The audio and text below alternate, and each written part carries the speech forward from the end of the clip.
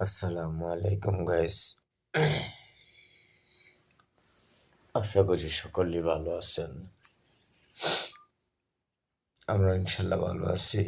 রাত 13 ডিসেম্বর, রাত 2টা 35। গাইস, যে কাজ করি আমরা, যেসব কাজ করি,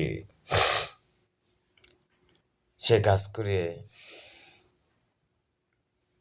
এই বেতন দিয়ে বর্তমানে চলা খুব মুশকিল। ঢাকা শহরে থাকতে হলে প্রথমে চিন্তা করতে হয় বাড়ি ভাড়ার কথা। বর্তমান আপনার রুজির লগে কোনো ভাওবাজারের মিল নেই।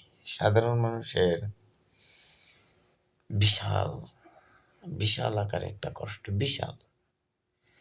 যারা সাধারণ আছেন তারা নিশ্চিত বুঝেন। মাসে 12-13 হাজার 15 হাজার টাকা রুজি করে সংসার চালানো ঢাকার শহরে খুবই কষ্ট। আর আমাদের মতো সাধারণ মানুষের বেশি অংশই কিন্তু কিস্তিতে লিপ্ত, আমরা এনজিওর সাথে লিপ্ত। যদিও মাসে কিস্তি নেয়,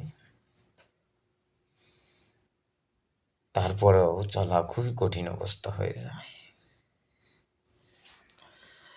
একটা ডাল যদি আপনার হাতের কাছে থাকে ধরার মতো, যে আপনাকে সার্বিক সহযোগিতা না করলেও সাধারণ সহযোগিতার মধ্যে হাত বাড়ায় রাখে, তাহলে সে মানুষটা মোটামুটি চলতে পারে।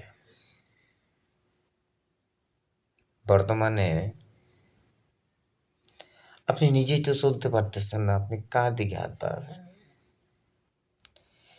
নিজে চলার পর যদি কোনো চেষ্টা থাকে, করা যায়। তো গ্যাস, আমরা নতুন, আমাদের পাশে একটু থাকবেন। আমি চাই ফেসবুক থেকে যেন আমার দিকটা একটু অর্জন করতে পারি। আমি একজন ব্যবসা করতাম, ছোটখাটো একটা ব্যবসা ছিল, মোটামুটি ভালোই। যে কোনো করবে করে সেটা নষ্ট হয়ে গেছে। আজকে আমি অন্যের কাজে আছি। খুবই কঠিন একটা সময়।